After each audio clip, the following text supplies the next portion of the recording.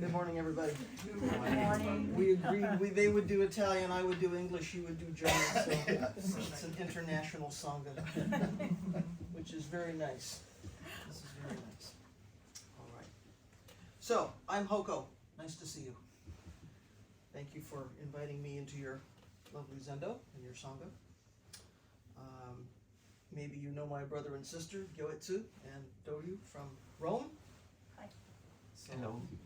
I have Ciao, ciao. our whole family is here today. Yeah. Almost. Not quite. Okay. So I'm sorry for so much talking this morning. I think usually you are silent, but I need some instructions. Your practice leaders have to It's okay. do instructions. We for have me. to do what we have to do. We have to do what we have to do, that's right. So, Shinko, you may know, did an ordination with me in, 2019? Yes. Yeah. So, there are a number of influences now on your Sangha. So, because of this, we have the influence of Sanshin-Stil and the things that we've inherited. You also now will have some influence from practice in Rome and how that's happening because some of your people will have connections here. Just because of where you are, you have all the other influences of all the other kinds of Zen that there are in Europe mainly, right? Yeah. So you have many things happening and clarity can be difficult. Who do I listen to? Who do I watch? How do I decide? So it's useful for me to visit other sanghas because our practice is to do what that sangha does. So you do things differently here than I would do in my sangha, and my job is to do what you do. So I'm a beginner. Please be patient. And at the same time, I'm here to share the things that we do at Sanshin because now this is one of your influences. So it's important to know what are we doing and why do we do it that way. And for this one, he needs to know. He's going to carry something. He's already carrying something. He's going to carry something else, something more. Something more. Something more. But what I have said to him is, you have many influences here. Sanshin is one. You will need to decide as a community how you want to practice and what kind of community you want to be. And you have practice leaders, and that's helpful. But some decisions should be group decisions. So you will have teachers, they will have training, they will have experience. That doesn't mean they're always right. And also, everyone's experience of practice is your own experience, and that experience is valid. This one's experience is not more valid than yours, right? So these people will help you, but your practice experience is your experience, and you need to do your own practice. So it's important as this practice moves into the West that we know Buddhism has a history of taking the shape of the container that we pour it into. So Austrian Buddhism does not look like American Buddhism, does not look like Italian Buddhism, does not look like, right? And that's good because your culture is different than mine. So one of the important things I have learned from my brothers and sisters and Daijihi in Europe is that there is no one thing called Zen in the West. So this one asked me to speak about Zen in the West. So I have to give you some context. American people are arrogant. We think there's Japanese practice and then there's practice in the West, and that all practice in the West looks like America. Right? Not true. What I have learned is the practice they do and the practice you do, and everything's a little different because cultures are different. So we have to adapt. Right? So it's useful to visit other Western centers, and just really, for me, it's very helpful to know there is no one thing called Zen in the West. I can't make assumptions about your practice. So it's good to see you. It's good to practice with you and be in Zendo with you, right? So when he said, please speak about Zen in the West, I said, well, that's such a huge topic. People write books. People do dissertations about Zen in the West. So what I want to tell you a little bit about today is transmission of Zen through Sanshin. Because through Sanshin, it's coming here in a certain way. So it might be important to know what is that story like, because it also shows us what things are particularly important to the last 2 or 3 generations of teachers, my teacher, their teacher, you know. And it might be useful to know of all the many, many, many elements there are in the world of Zen, in the world of Buddhism. What in particular do we do? So you may know the story that in 2016 I was named as my teacher's successor at Sanshin. So Shohaku Okamura is the teacher at Sanshin in Indiana, and he decided, I'm tired, it's time to step back. So he had to find someone to take over for him. Somehow, this one. At that time, I lived about 600 miles away from Sanshin. So I was not practicing there every day, all the time. I would go for sesshin. I would go for things. And I knew that the way that Okamura Roshi practiced was a little bit unusual, certainly for Japan and also for the West. So it was not the kind of practice that I saw in other Western American places, other lineages. It was not the way I trained in Japan. But I realized I really didn't know what he was trying to do at Sanshin. His practice looks very simple, and people really like him because he's, you know, very simple and humble and straightforward, and that's great. But his practice is actually very subtle. It's not easy to see, right? So why is this practice different? What is he doing? So at that time, Sanshin was known for 2 things. It was known for real samurai sesshin, really hard sesshin. In sesshin, we only do maybe 3 we eat, sleep, and we sit zazen, that's all. There's no dharma talk, there's no work period, there's no social time, there's no, right? Eat, sleep, sit, that's all. So that was attractive to some people who wanted to show how tough they were. The other thing that Sanshin was famous for was a very popular genzo-e. So Okamura Roshi would take 1 fascicle of Shobo Genzo and spend 5 days, 2 lectures a day, talking about this fascicle. And maybe you have seen some videos or listened to some tapes, or if you read the books, it's a little like that. He looks at every word, where does it come from? And that's a real gift to us in the West. We can't read the original Japanese. Sometimes it's very old Japanese. We don't know all the context. So this feels like finally somebody can explain Dogen to me. So everybody likes these genzo. So those 2 things were the only things anybody knew about Sanshin. And so the assumption was the only valuable thing at Sanshin was Okamura Roshi. Not us. Not, you know, hardcore zazen, yes, but the community, What was really important was, hear Hojo-san say something. Well, this was not what he ever wanted.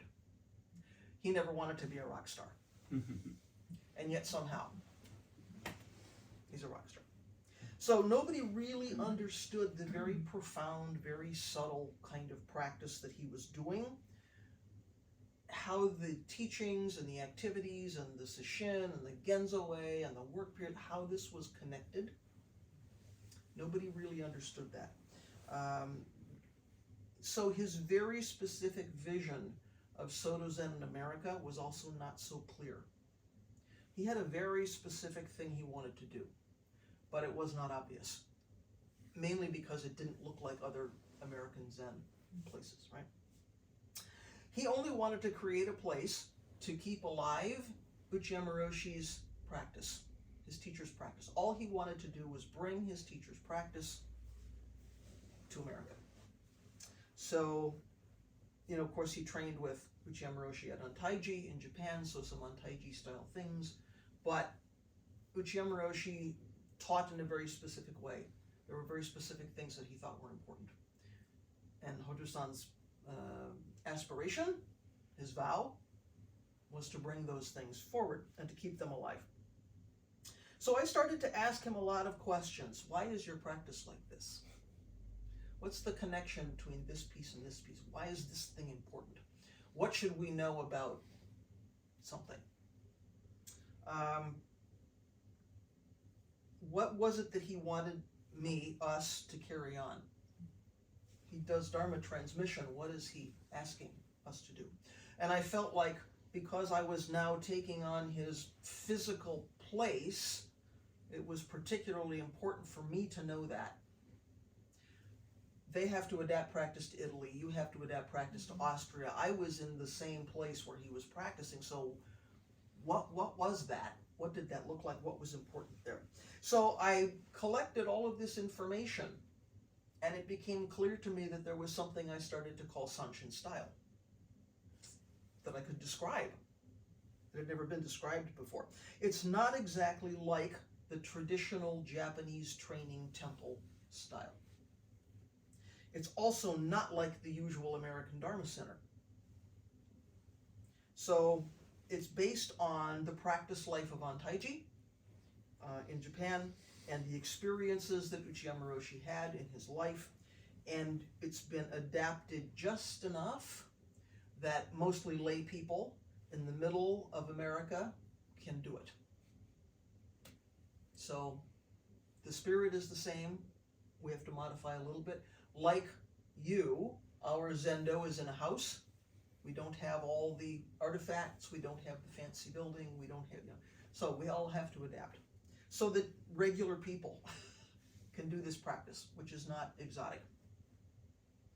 So Hojo-san finished his training, and then he spent 20 years in Japan and in the US just thinking about how do I create a practice place for Western people, for American people, right? Like, what is that like? What needs to be there? How do I practice with American people in some meaningful way? He wanted a place where we could engage in his teacher's style of Zazen, which includes studying Dogen Zenji's teachings, and also to work on translation, because we know he does lots of translation, right? He wanted to really make a place to do that. So in 1975, he comes to the US from Daijihi with Eishin Ikeda, one of his Dharma brothers, and they joined some other Japanese people and American people in Massachusetts, and they established Valley Zendo. So that was the first place that he helped put together. And when they did that, they followed Uchiyama Roshi's instruction. He said, do not try to collect people or money, but just quietly practice Zazen and deepen your own practice. It sounds very simple, right? Don't go out and try to build a big, fancy, famous thing, get a lot of money, have a lot of people. Not so important. So this was a teaching or a policy that Uchiyama Roshi inherited from Sawaki Roshi, his own teacher. So in our lineage, this is an old teaching. For Sawaki Roshi, Zazen was just the practice of individuals devoting themselves to the Dharma. That's all. Very simple. So Hojo-san says, he felt that all religious organizations, without exception, lose sight of the most essential spirit of practice, including Dogen Zenji's own Sangha. That was why Sawaki Roshi never had his own temple. He was always alone, traveling all over Japan to teach. You may know sometimes we call Sawaki Roshi homeless Kodo, right? He never had one temple.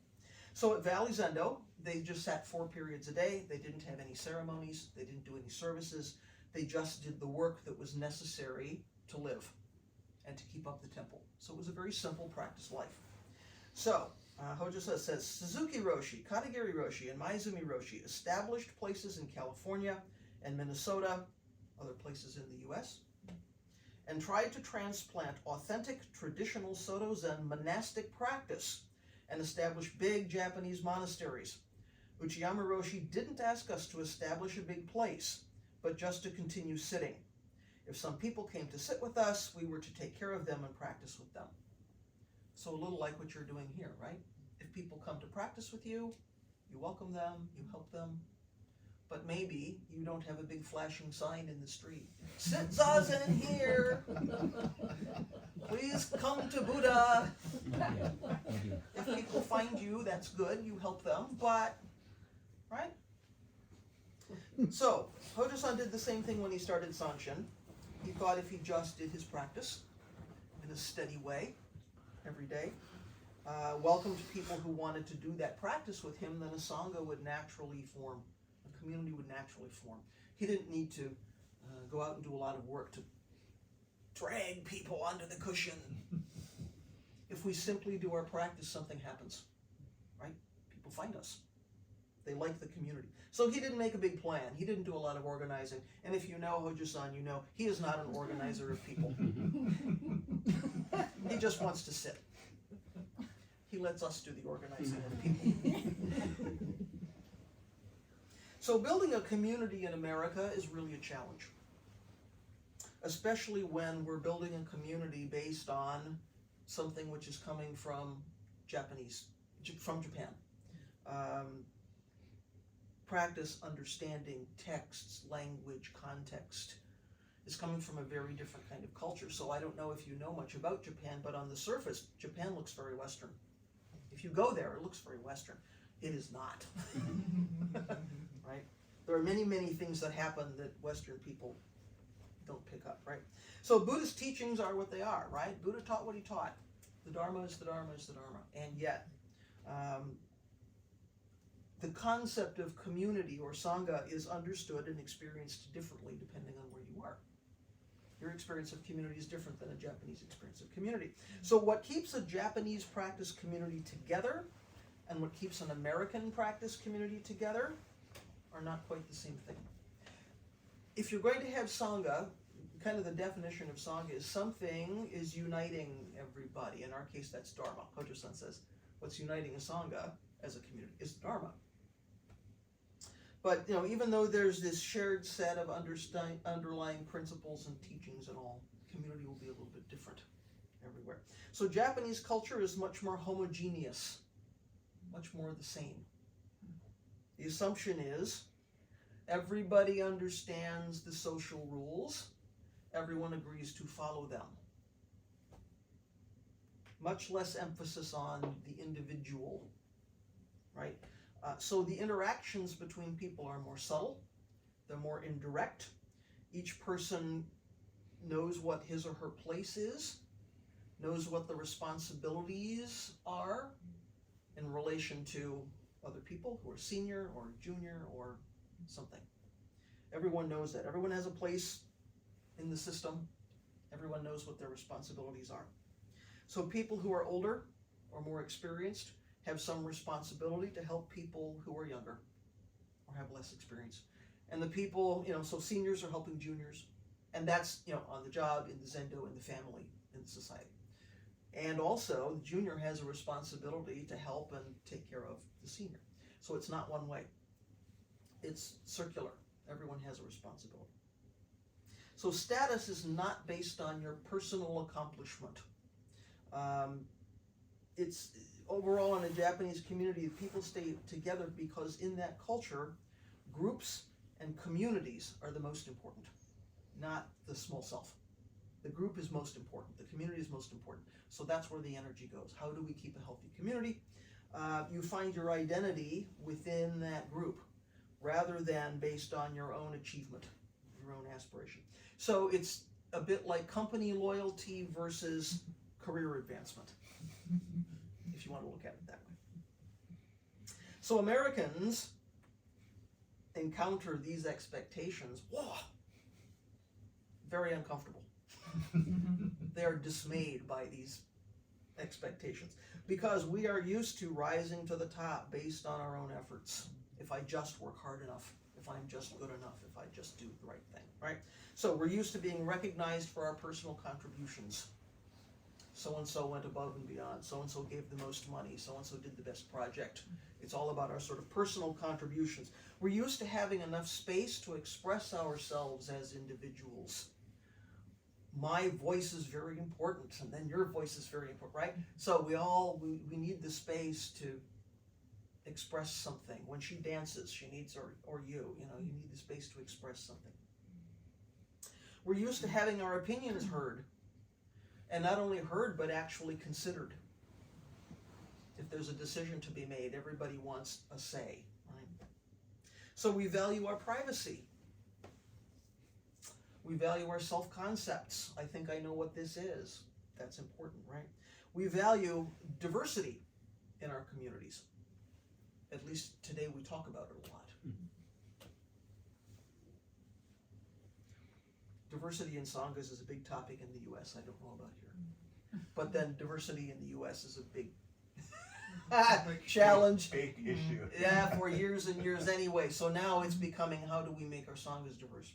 Which is a good conversation. It's what we need to have. But if these things are missing somehow in our community or in our experience, then we feel compelled to fight for these things. There's no chance for me to be heard, therefore I need to fight for that. And that feels like worthy activity, right? So, when we think something's being threatened in our rugged American individual kind of mentality, then something's not right. So, we kind of want to do battle rather than trying to understand. Our practice is coming from a different culture with different expectations.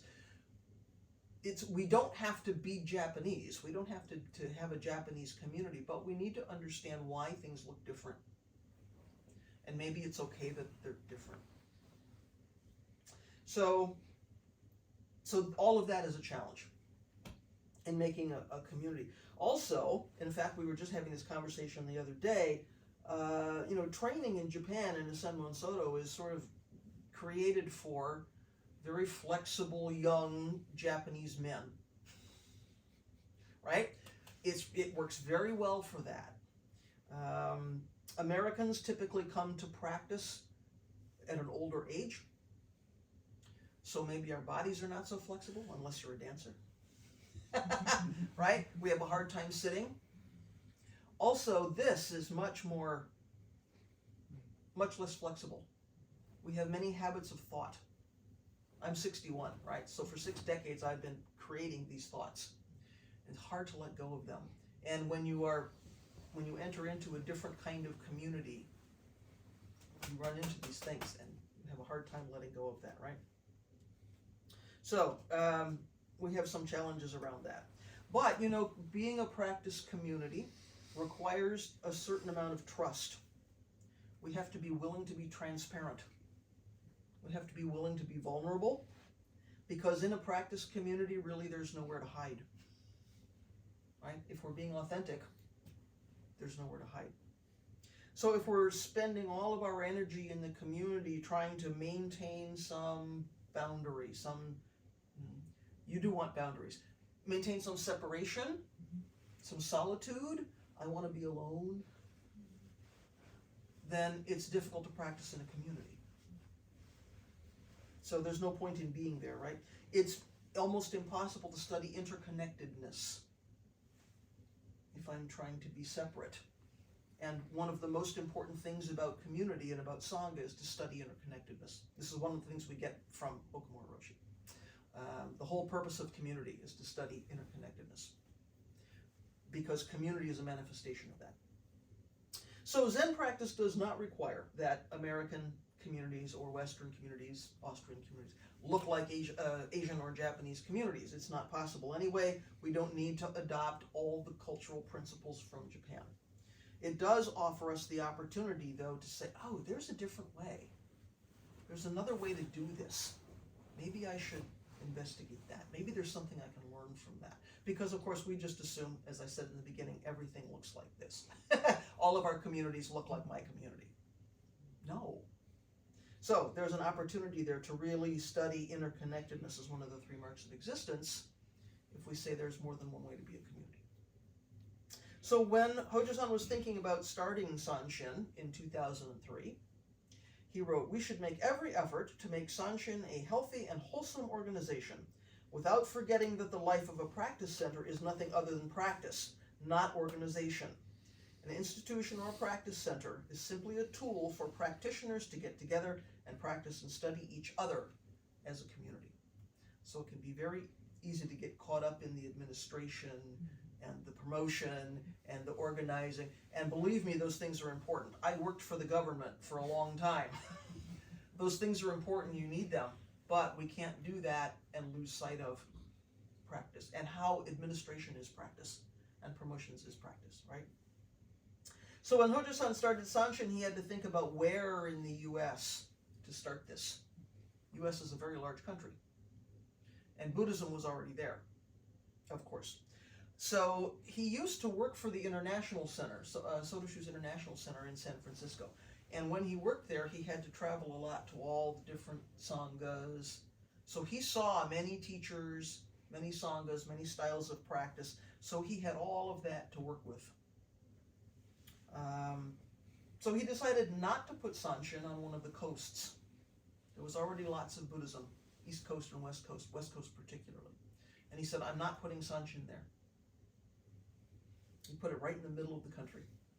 So it's equal distance from both the coasts. There weren't any Soto Zen Sanghas in Indiana when he went. There was a little sitting group, and there were various other small Buddhist things happening, but there was no Soto Zen Sangha. So he says, it seems that Indiana was a frontier, and Uchiyama Roshi always expected us to be pioneers. I thought that if Buddhism or Zen can survive in Indiana, it can survive anywhere in the United States.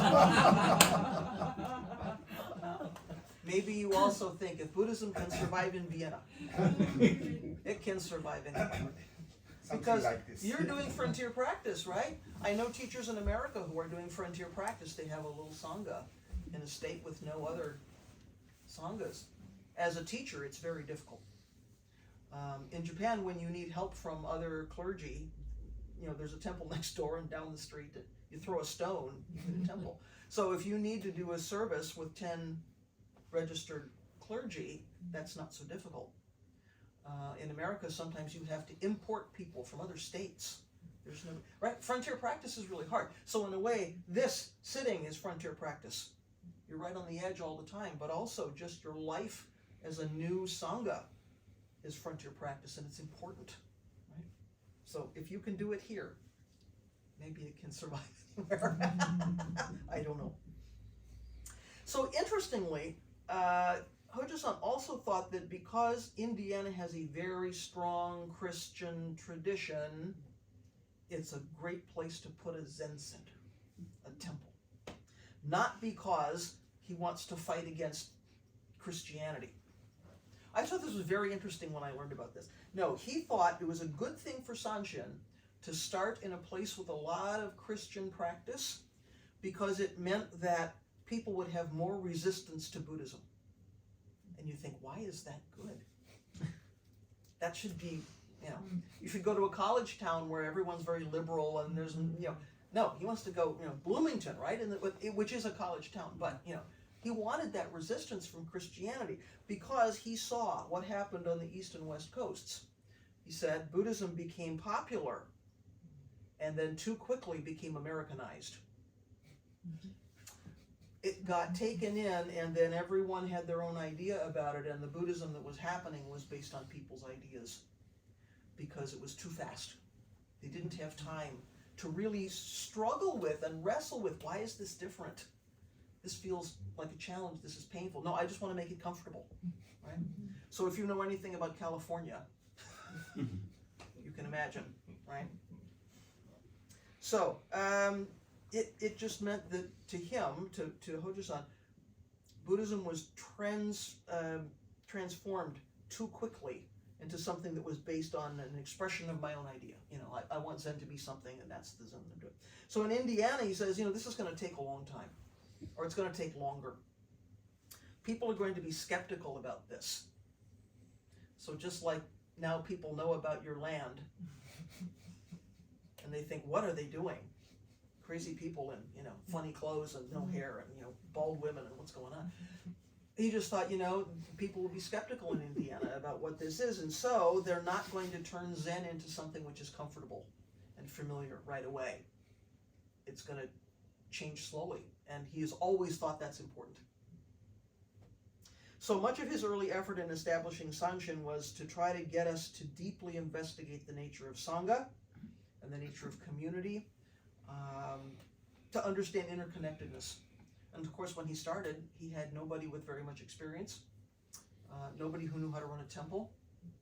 So there had to be conversations in the beginning about traditionally what's the hierarchy and how do these things run. So, you know, we had to start with the Japanese and then sort of move into something a bit more American. So Zazen and work and study, you may know, are the three important activities in our practice. Zazen, work and study. So these things are all aimed at bringing us back to this investigation of interconnectedness, practicing with community, working with community in a very direct way, a very immediate way. If you're at home sitting Zazen, that's great. If you're here sitting Zazen, you're thinking, why is this person next to me, you know, encroaching on my space, and I don't want to sit anymore, and they didn't ring that bell right, and this room is too loud, you know, right? It's more difficult. We have to investigate what is this interconnectedness that happens. And it's very immediate, especially in a room with too many people. Right? We just, before I left in January, we sat Sesshin at Sanshin. And a few hours before the Sesshin, somebody discovered water was coming down from the ceiling. Maybe you saw the pictures in the newsletter. All on the floor, bowing mat.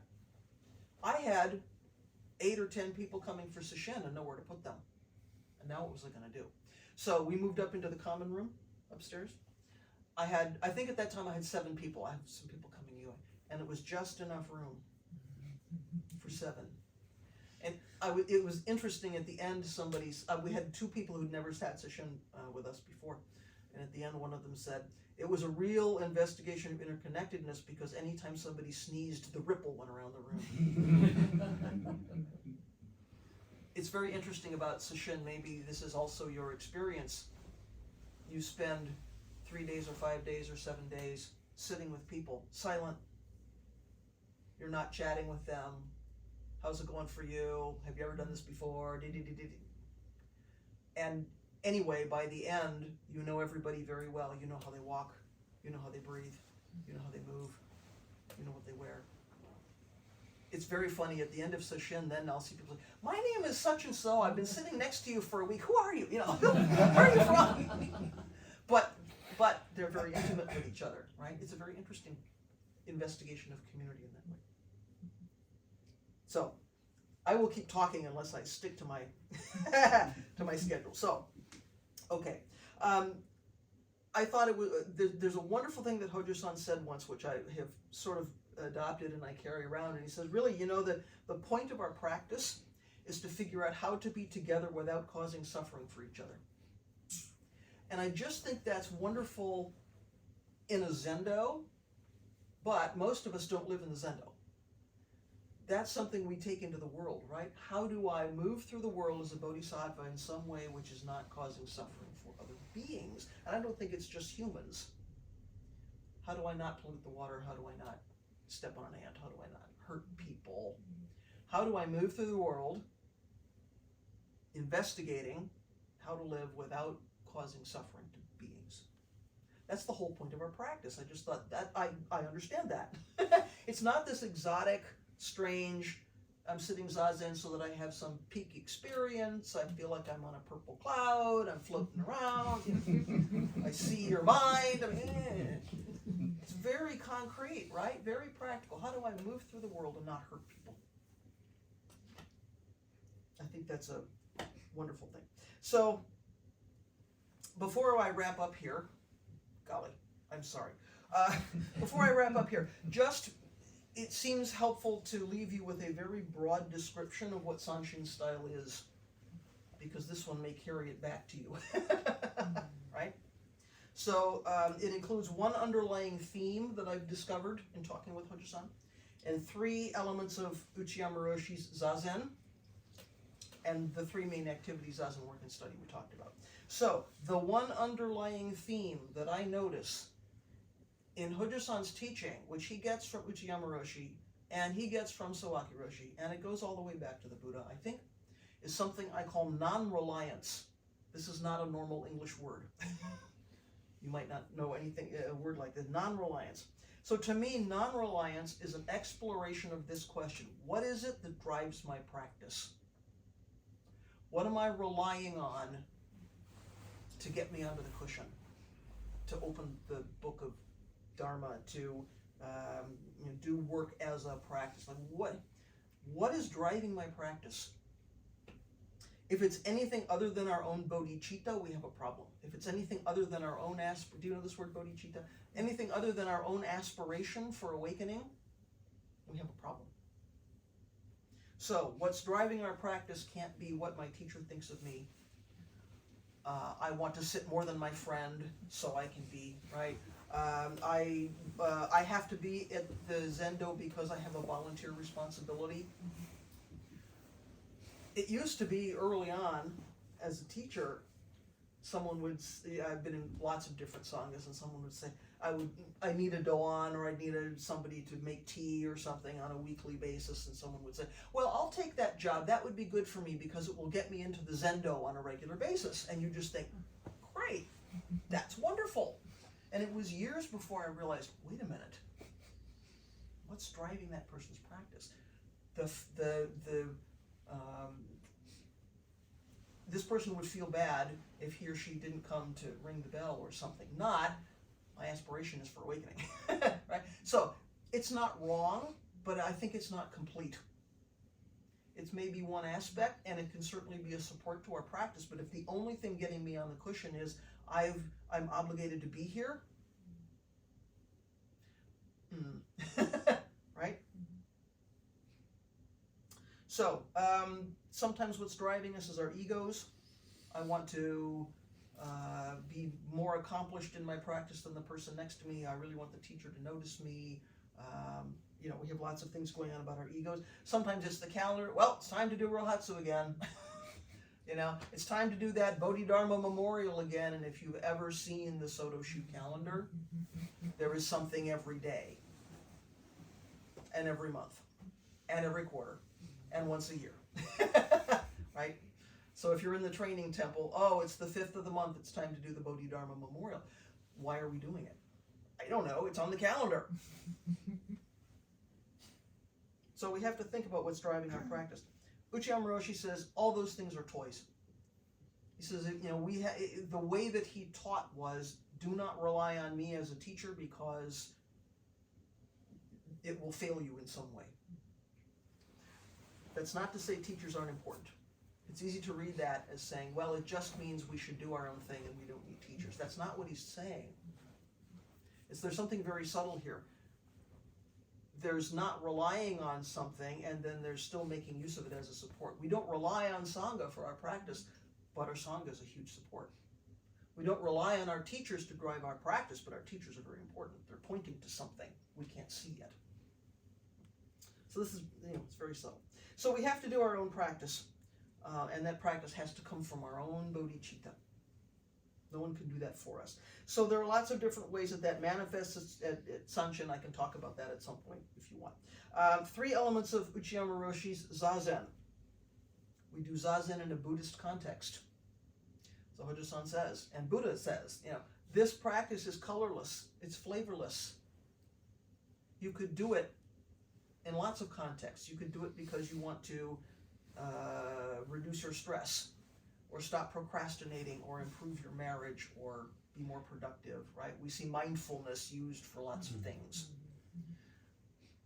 We are very careful to do Zazen in a Buddhist context, which means we listen to what Dogen has to say about it, we listen to Sawaki Roshi has to say about it. We do things in this kind of container. So we're really paying attention to our teachers' teachings, within the Buddhist tradition about Zazen. Second one is that we keep our forms simple so that we know what we're doing and why. So if you come to Sanshin, you will not see Hosu. I think you use Hosu. We don't have a lot of artifacts. The robes are very simple. Hojo-san does not own a purple robe. He wouldn't wear one if we gave it to him. Our ceremonies are not so elaborate. Things are very simple. People come to Sanshin and they see this. First they're disappointed because they have lots of ideas. And then they think we don't have things or don't do things because either we don't know how or we don't have money. And they need to fix that for us. This can't be right.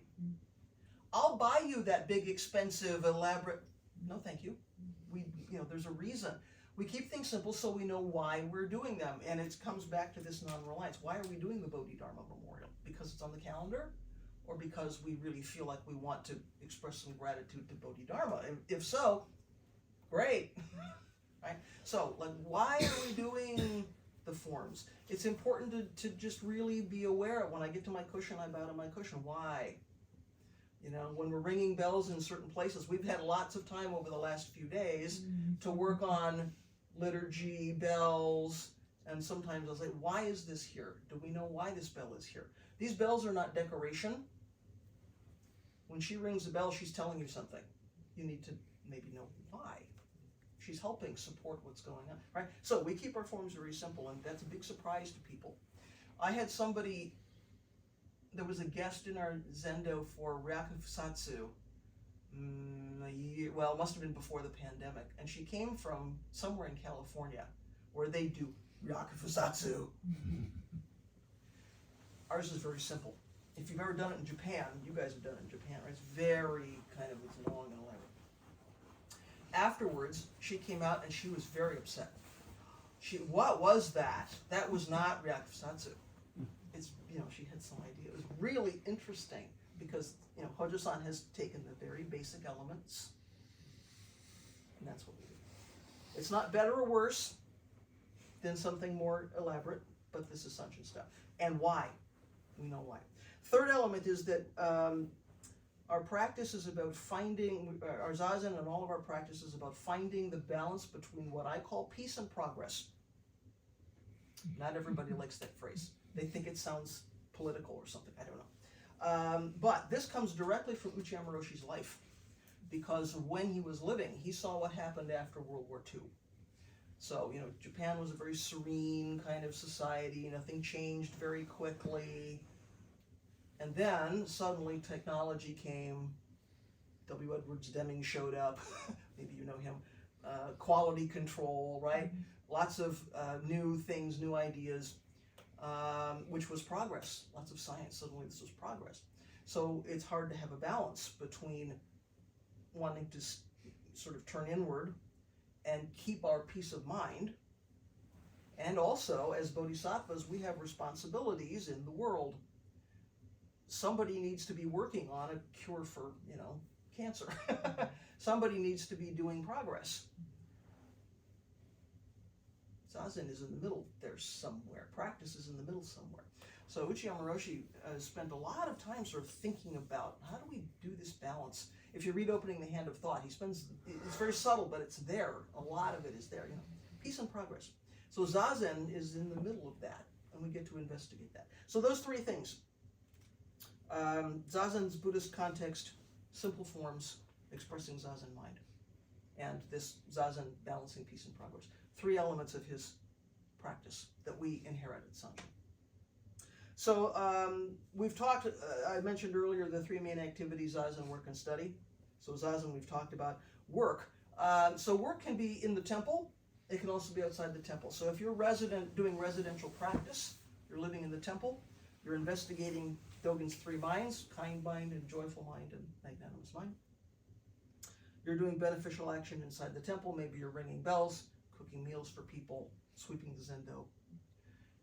If you're a householder, you're not living in the temple, your work practice is different, right?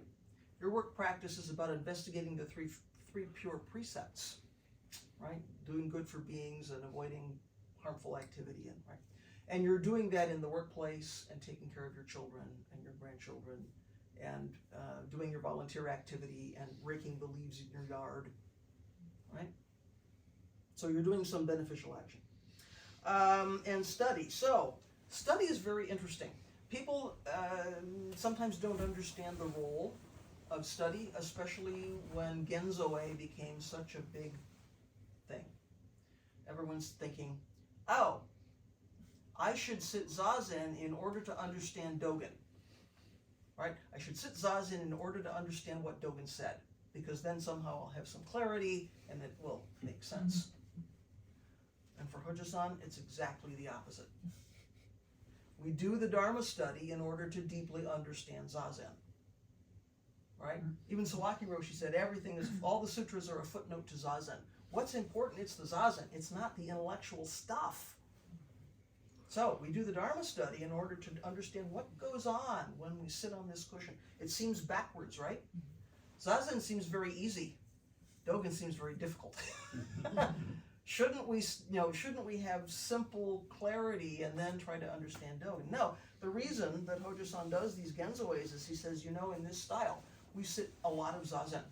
We sit very intensive Zazen. We sit 50 minutes at a time, many, many periods during a sesshin. We are going to make a mistake. We're going to think that Zazen is good for something. We're going to think that we're going to get some reward from our Zazen. So we have to really deeply study Dogen so that we understand that Zazen is good for nothing. Everyone's heard this phrase, right? Zazen is good for nothing.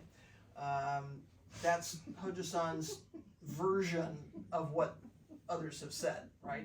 Those aren't the exact words. That's how he says it in English. Zazen is good for nothing.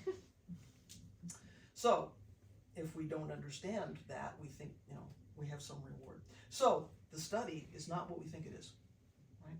So, Zazen, work, and study. So, those are the basics that make up this practice that Hojo-san has brought to Indiana, some part of which I'm handing to you, some part of which you're bringing back to your Sangha. But, of course, he's handed it also to you. You're handing it to them. All right. So today, Sanshin is a kind of an unusual voice in the national conversation in America. Most people don't practice in this way. It looks very different. So it's important to me that I make sure, in my role, that practice is understood and preserved and documented in some way. So this is why I'm sharing this with you, because it's not so obvious. And it feels important to know exactly what that is. I've talked too long and I'm sorry. What would you like to say? Do we do some questions and... I think, how late? It's 1:45. 1:45, I think. Yeah, I'm so sorry. I say Doryu, too much. want you say something? Please, you too. Go ahead. Yeah. And you. Oh, yes, there is not so much to add to the beautiful talk that Hoko-san did. I just want to say my kind of personal point of view about the discussion about Zen in the West. Mm-hmm. Personally, I found this discussion very boring and annoying. I hate talking about Zen in the West. You have to know that in Italy we are always talking about, well, Zen in the West. We are not Japanese, we are not Chinese, we are India. We have to find Zen in the West. Oh, I hate this. Because, why? Because I think we are in the middle of it. Mm-hmm. We are in the middle of this ongoing process. We cannot decide before. We cannot put together some very important teachers of different Zen lineage or Buddhist or Tibetan, say, let's sit and decide in 1 day or two what Zen in the West should be. Yeah. I think this is terrible, but you have to know that it's something that is going on. Yeah. Because more and more I hear discussion on the internet and because we should know what Zen in the West should be. I personally, I don't want nobody to tell me what I should do as a Western Zen practitioner. And Zen in the West is something that is going on from a long time, much longer. The contact between Europe, at least Europe and Buddhism, has a very, very long story since ancient Greek. Yeah. If you go to Parma, there is the beautiful cathedral, and in front of, aside of the cathedral, there is the Battistero. And if you go to the south door of the Battistero, you will find a beautiful craving, in which there is a Buddhist story. You will find a man on a tree with a dragon waiting for him, and pigs and dogs eating the root of the tree, so it's going down, and this man pick a fruit. Yeah. Did you hear the story? Yeah. Yes, it's the medieval Battistero of that's Parma, something. because it's a story that is related to two Christian saints, Balaram and Josaphat, Mm. and these two Christian saints are none other than the Buddha Shakyamuni itself. Yep. Balaram comes from Bhagavan, the Lord. Josaphat comes from Bodhisattva. Bodhisattva. Mhm. So Marco Polo, when he went to China, he met Buddhism, and he say, oh, these Asian people, they worships this Burdan. That he was so good, he was so wise, that if he were Christian, he would be a saint with God, and so it is. Yeah. Yeah. Yeah. So it's something that is starting from a long time and is still going home, and it's not something we can decide. But I read books that they say what Buddhism or Zen should be.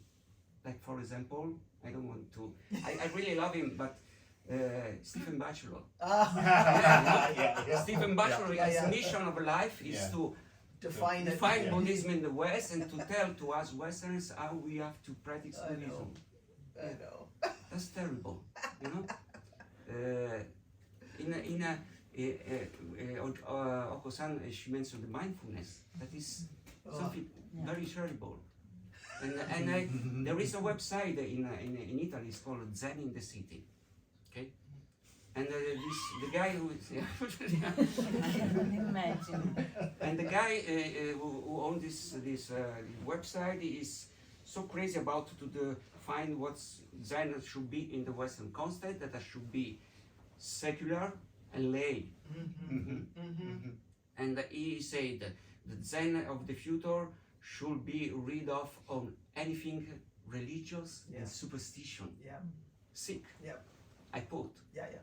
We have to get rid of anything religious and superstition. But unfortunately, this is the main trend, at least in Italy or in Europe. People are more and more attracted to a kind of practice that is very, I wouldn't say, yes, it's simple, it's basic, but the sense too is simple and basic, but it's very kind of short time accomplishment. Of course. Yeah, Yeah, yeah. you can be a mindfulness teacher Yeah, in following a course of 8 weeks. Yep. I know. I think a weekend. Yeah. No? In English, we call that spiritual technology. Yeah, it's something that Buddhism is becoming something that we put on the market, which is the best, the cheapest way and the more efficient way. And the fast and the most efficient way. Karmas, yeah. Once I was invited by these guys who run a center in Rome that is called Buddhismo Laico and Secolare. First of all, I'm nothing against the lay people, because I'm a lay people. Yeah, we are clerical, of course, but we act like lay people. We are not Theravada monks, and no. So, but they say, okay, Buddhism should be very simple, no other stuff. So they invite me to hear the other voice. Oh. Yeah. And I went and I say, you guys, you may think that what I do in my temple is lighting candles, offer incense to Buddhas and Bodhisattva, bowing to statue, evoking hungry ghosts in the dark, and doing this kind of strange ceremony. Well, that's exactly what I do.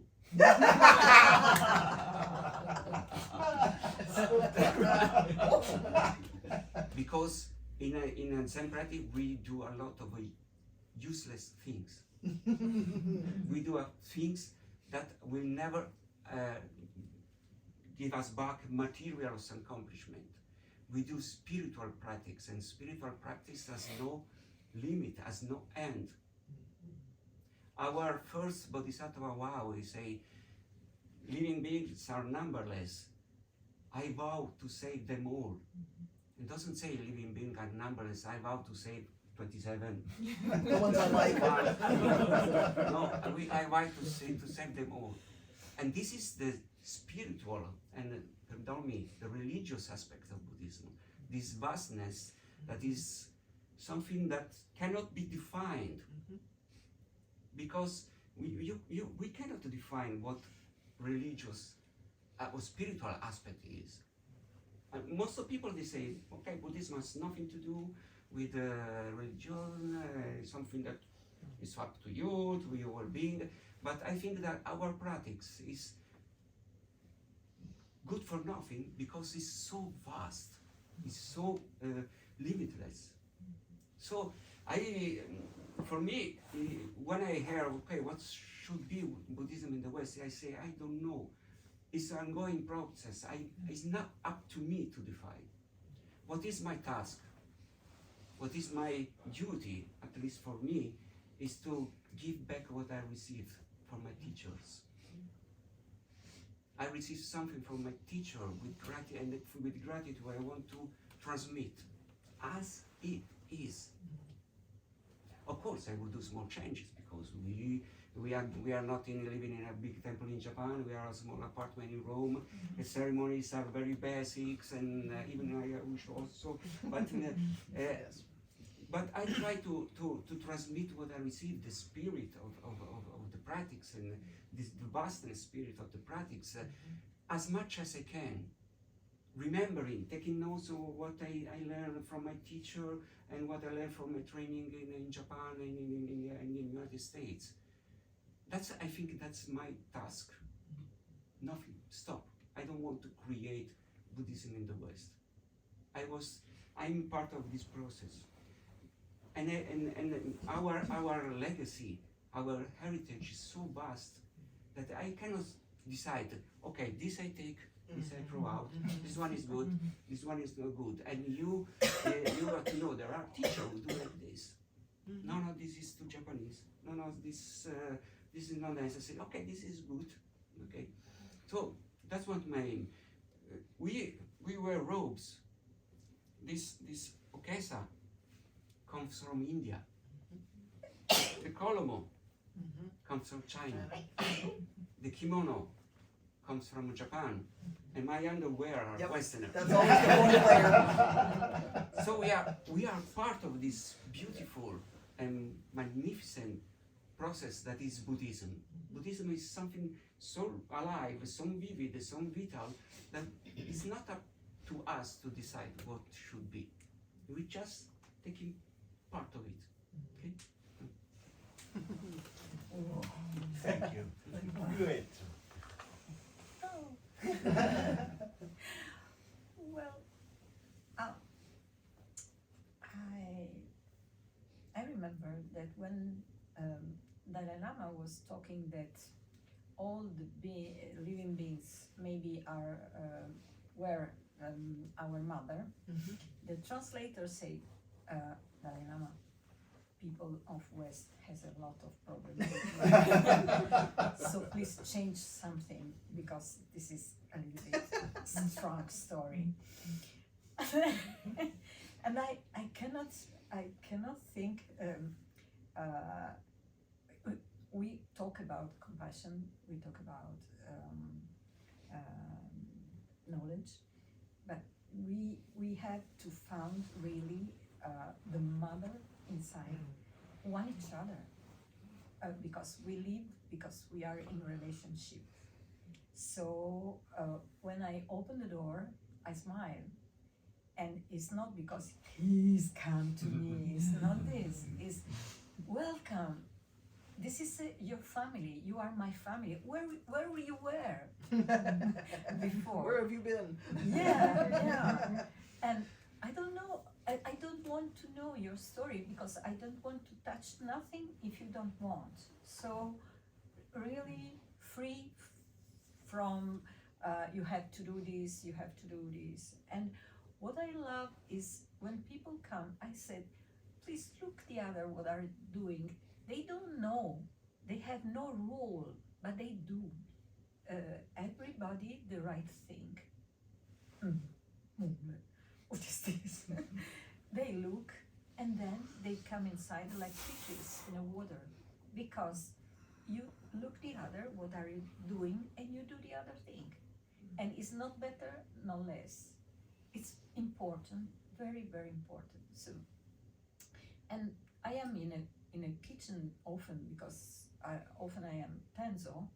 The role of tenzo is to prepare and to organize food.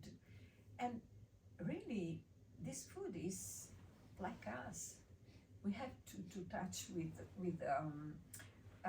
respect, and we have to eat everything when we want something, because this is Oryoki style. Quanto basta? What is enough? What is enough? What is enough? That's what is enough. That's what is enough.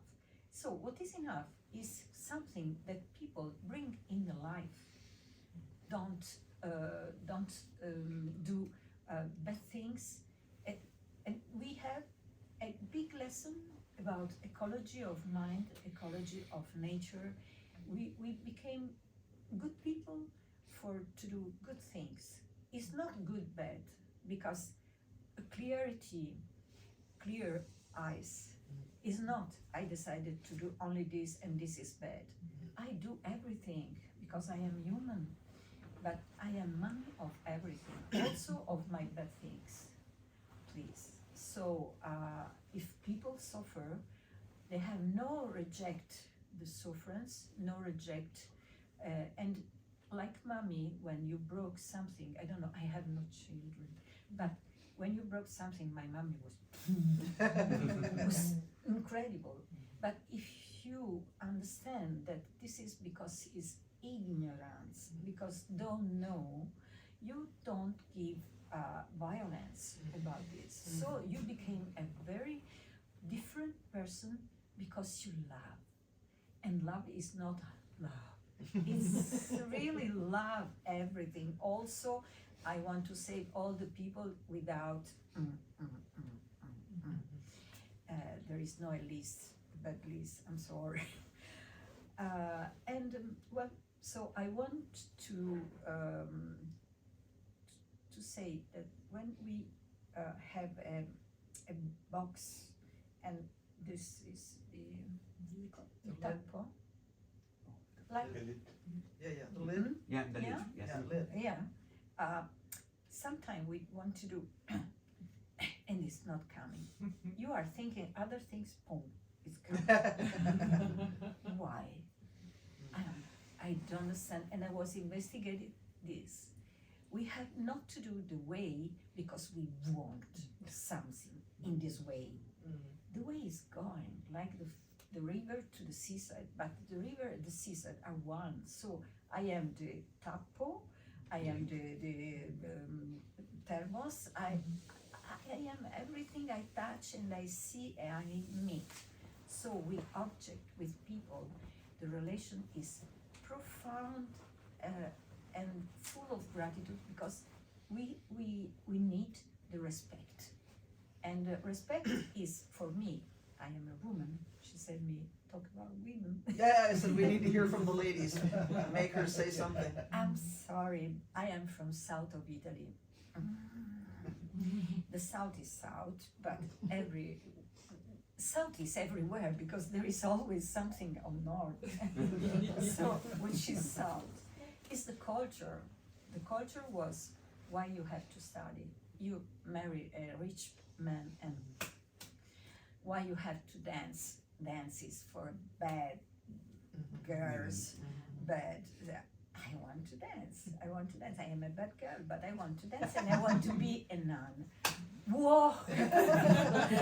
This was incredible, and I live in a way I love, because I love really to respect my body. When I was classical ballet dancer, I do to my body some bad things, because the perfection, like a woman perfect for a man, you know. So everybody was crashing in one moment when I was rejected from the house. Of course, I was not worthy. So, and for women, it's very important not to say I am women, so I am important because you are a man and I am a woman. I don't like this. I wear I was living after Sud in Bologna, where a movement of study students was so strong, but always fighting against. The word against, I don't understand.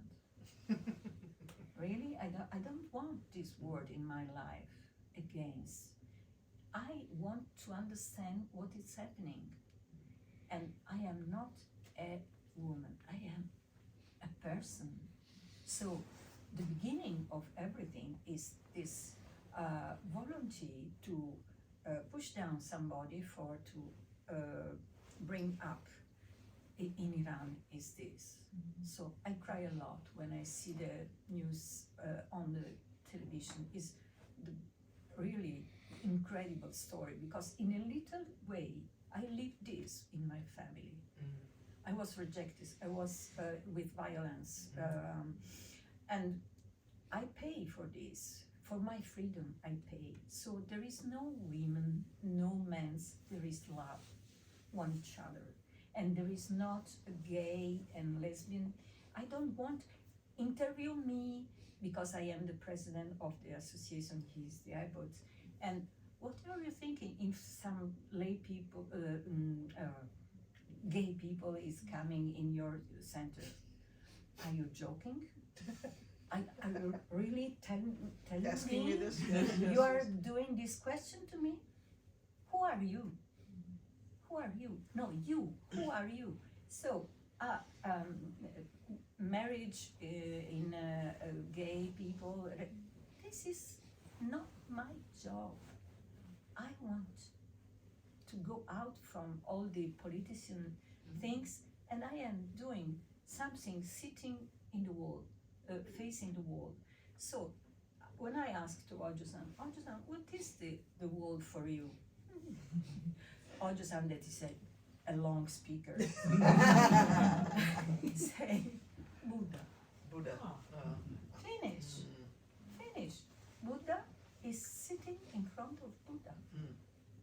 You are not feminine, masculine, gay, director, poor, rich. We are nothing. We don't know nothing, and we can love everybody. So I stop here because I'm sorry.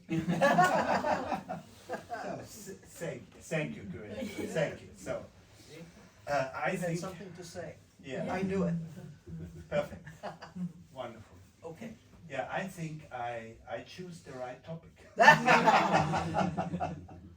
Because I love this discussion, and this is what we have to do, to talk about what is necessary, what is important, yeah?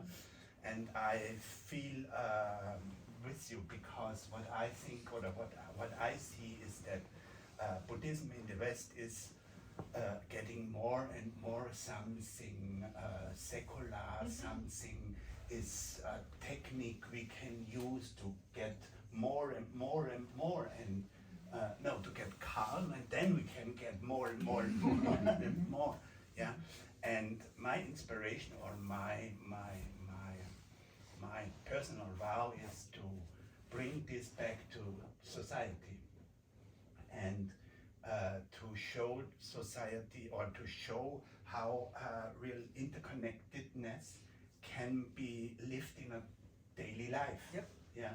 And this is why we will buy land, and this is why we will build a bigger community, but bigger community based on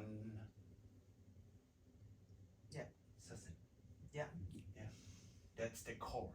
That should be the core, or that And if will you're- be the core. And if your community grows, it will be because you're serving more and more people, not because you're trying to To catch somebody, catch them and bring them to- in and to- say, aren't to- we yeah. great because we're No, large? no, It's I a want, different- or we want. Yeah. Yeah, so we are still a community. Yeah, yeah, And we are absolutely. growing and growing. Yeah. And Well, and there's hopefully nothing wrong we're with getting growth, better. it's just how are we doing it, Yeah. right? So I don't want to say, Yeah. you can't So- have any more people, this is all. Yeah, so, but we are practicing Zen. Yeah. We have a schedule. Yes, we do. And we're 10 minutes late. Yeah. I'm so sorry. No, bro, it's wonderful. It's One thing he knows about me, Yeah. don't let me start. But you had a question, somebody? What I want to say is that maybe we stop now. Yeah. And after lunch, Yeah. we start again. Maybe you can let Whoever this wants all to come stay. in and Yeah. work a little bit, Yeah. and then after lunch we have the discussion. Yeah. About what we said. Oh, what do Yeah. you think about?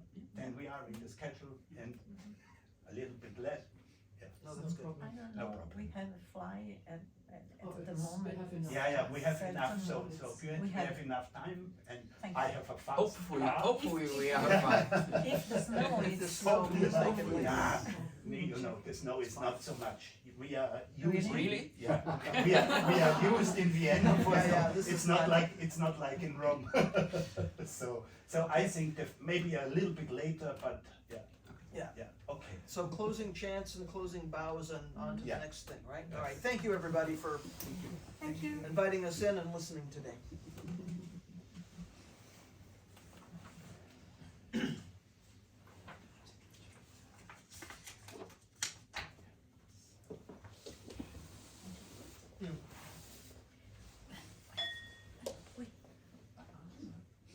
Oh. I give you mine because I cannot. Yeah, please. Here, let's take care of people. Ching ching, that's, this one is I fine. don't understand I'm German, sorry, thank you. Good. Maybe I'm glad you you want. noticed too. I would say in Sorry? or English. Yeah, of course. If you like. It's not a, Okay. Just, don't bother. Okay, okay. everyone in their own language. Yeah.